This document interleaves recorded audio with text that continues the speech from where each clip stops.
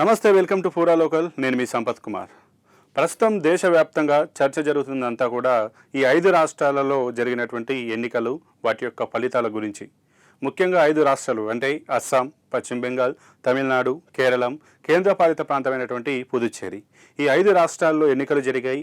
అక్కడ ఏ ప్రభుత్వాలు తమ యొక్క రాజ్యాన్ని ఏలబోతున్నాయి, ఎక్కడ అధికారాన్ని చేపట్టబోతున్నాయి అనేటువంటి అంశంపైన అయితే ఎగ్జిట్ పోల్స్ కూడా నిన్న బయటపడ్డటువంటి పరిస్థితి. ముఖ్యంగా పశ్చిమ బెంగాల్లో టీఎంసీకి సంబంధించి మమతా బెనర్జీ చాలా సంవత్సరాలుగా పశ్చిమ బెంగాల్లో పాగా వేసుకొని అధికారాన్ని అయితే చేపట్టింది.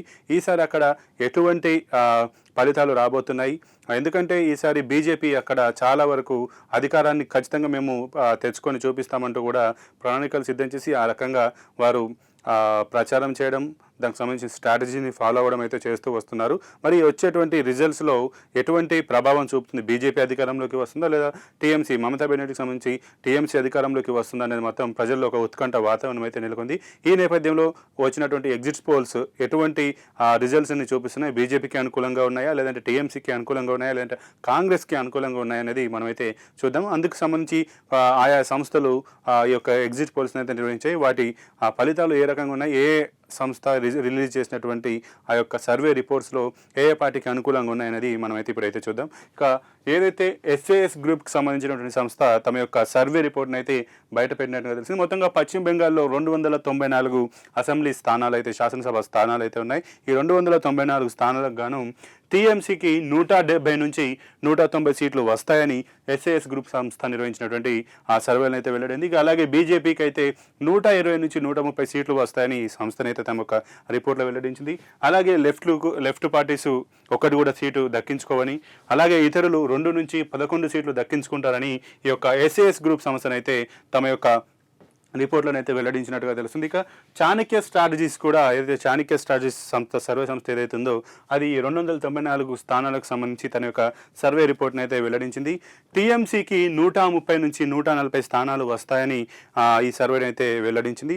ఇక బీజేపీకి 150 నుంచి 160 స్థానాలు వస్తాయని, లెఫ్ట్ పార్టీస్కు ఎటువంటి సీట్లు రావని, అలాగే ఇతరులు 4 నుంచి 6 సీట్లు పొందుతారని చాణక్య స్ట్రాటజీస్ అయితే చెప్పినట్టుగా తెలుస్తుంది. ఎందుకు ఈ యొక్క చాణక్య స్ట్రాటజీస్ రిపోర్ట్ ప్రకారం ఇప్పుడు ఏదైతే అధికారంలో ఉన్నటువంటి టీఎంసీ ఈ యొక్క చాణక్య స్ట్రాటజీస్ రిపోర్ట్స్ ప్రకారం, ఏదైతే సర్వే రిపోర్ట్స్ ప్రకారం అయితే రిజల్ట్స్ వచ్చాక బీజేపీ అధికారంలోకి వస్తుంది, పశ్చిమ బెంగాల్ బీజేపీ వశమవుతుంది అన్నట్టు కూడా చెప్తున్న పరిస్థితి. దీనికి గల కారణాలను కూడా వారైతే విశ్లేషించినట్టుగానైతే తెలుస్తుంది. ఎందుకంటే గత కొన్ని నెలలుగా పశ్చిమ బెంగాల్లో పరిస్థితులు గమనిస్తే మాత్రం ఏదైతే ఇప్పుడు అధికారంలో ఉన్నటువంటి టీఎంసీ పార్టీ పైన కూడా వారైతే తీవ్రంగా వ్యతిరేకత చూపిస్తున్నట్టుగా తెలుస్తుంది.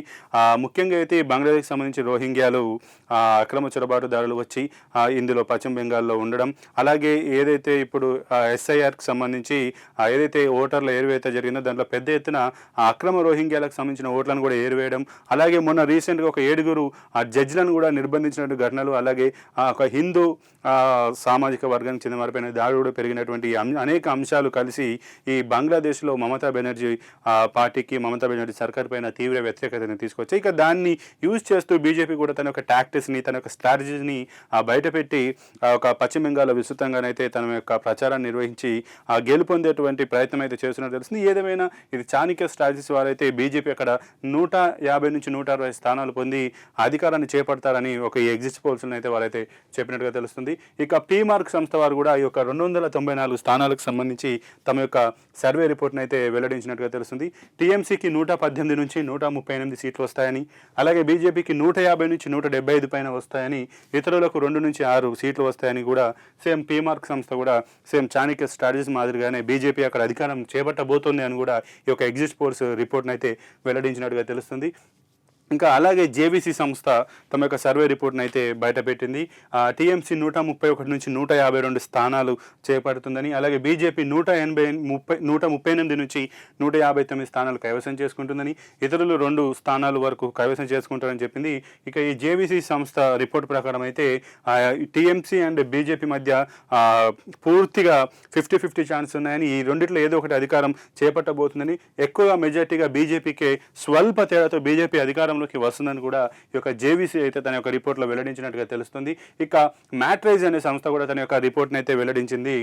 టీఎంసీకి 125 నుంచి 140 స్థానాలు, అలాగే బీజేపీకి 146 నుంచి 161 స్థానాలు, ఇతరులు 6 నుంచి 10 స్థానాలు పొందుతారంటూ కూడా ఈ యొక్క మ్యాట్రైజ్ సంస్థ అయితే చెప్పింది. ఇక పీపుల్స్ పల్స్ సర్వే కూడా తమ యొక్క సర్వే రిపోర్ట్ని అయితే వెల్లడించినట్టుగా తెలుస్తుంది. టీఎంసీ 172 నుంచి 178 స్థానాలు గెలుపొందుతుందని, అలాగే బీజేపీకి 102 నుంచి 113 స్థానాలు వస్తాయని, ఇతరులు 3 నుంచి 7 స్థానాలు గెలుపొందుతారంటూ కూడా ఈ పీపుల్స్ పల్స్ అయితే చెప్తున్నట్టుగా తెలుస్తుంది. ఇక ఏదేమైనా ఈ ఎగ్జిట్ పోల్స్ ప్రకారం ఇప్పుడు మనం ఒక 6 సంస్థలకు సంబంధించి, సర్వే సంస్థలకు సంబంధించి ఎగ్జిట్ పోల్స్ గమనిస్తే మాత్రం అందులో 2 మాత్రమే టీఎంసీ అధికారంలోకి వస్తుందని చెబితే 4 సంస్థలు మాత్రం బీజేపీ అధికారంలోకి వస్తుందని చెప్పినట్టు పరిస్థితి అయితే మనకు కనబడుతుంది. ఇక ఏదేమైనా అక్కడ ఉన్నటువంటి పరిస్థితుల ప్రకారం ఈ ఎగ్జిట్ పోల్స్ అయితే ఏవైతే ఆయా సంస్థలు నిర్వహించే అందులో మెజార్టీగా బీజేపీ అధికారంలోకి పశ్చిమ బెంగాల్లో వస్తుందని అయితే అవి ఆమె యొక్క సర్వే రిపోర్ట్ అయితే బయటపెట్టినట్టు తెలుస్తుంది. ఏదేమైనా ఎగ్జిట్ పోల్స్ అనేవి నామమాత్రంగా జరిగేటువంటి సర్వేలు, ఎందుకంటే పూర్తిగా ఎంతమంది ఓట్లు వేశారో, ఎంతమంది ప్రజలు తమ ఓటు హక్కును వినియోగించుకున్నారో వారందరినీ అయితే వెళ్ళి ప్రత్యక్షంగా వాళ్ళైతే వెళ్ళి విచారించి ఈ రిపోర్ట్ని అయితే తీర్చిదిద్దేటువంటి పరిస్థితి అయితే ఉండదు. కానీ ఆయా సంస్థలు ఆయా 100లో 1%, 2% ఓట్ పర్సెంటేజ్ని తీసుకొని వాటిని వారి యొక్క అభిప్రాయాన్ని సేకరించి ఈ యొక్క రిపోర్ట్స్ని అయితే రాస్తూ ఉంటారు. కాబట్టి గతంలో కూడా చాలా వరకు ఎగ్జిట్ పోల్స్ ఇచ్చినటువంటి ఏవైతే రిజల్ట్స్ ఉన్నాయో వాటి ప్రకారం కూడా చాలా చోట్ల అధికారంలోకి వచ్చి కొన్ని చోట్ల ఫెయిల్ అయినటువంటి పరిస్థితులు కూడా ఉన్నాయి. ఏదేమైనా తుది తీర్పు అనేది తుది నిర్ణయం అనేది కాదు. ప్రజలు ఓటర్ల నాడిని ఎవరు కూడా పూర్తిగా పసిగట్టలేరు. కానీ ఇప్పుడు ఉన్నటువంటి పరిస్థితిలో ఆయా పార్టీలు ఈ యొక్క ఎగ్జిట్ పోల్స్ రిజల్ట్స్ ఎట్లా ఉంటాయనే దానిపైన ఉత్కంఠతో ఉన్నాయి. దాని ప్రకారం నేను వాళ్ళు రిలీజ్ చేసినటువంటి ఏవైతే ఎగ్జిట్ పోల్స్ రిజల్ట్స్ ఉన్నాయో వాటిలో పశ్చిమ బెంగాల్లో బీజేపీ మెజార్టీ సంస్థలు బీజేపీ అధికారంలో చేపడుతుందని కూడా చెప్పినటువంటి పరిస్థితి. ఇక ఇది పశ్చిమ బెంగాల్కు సంబంధించి ఆ ఎగ్జిట్ పోల్స్ సంస్థలు ఇచ్చినటువంటి సర్వే రిపోర్ట్. చూస్తూనే ఉండండి పూరా లోకల్.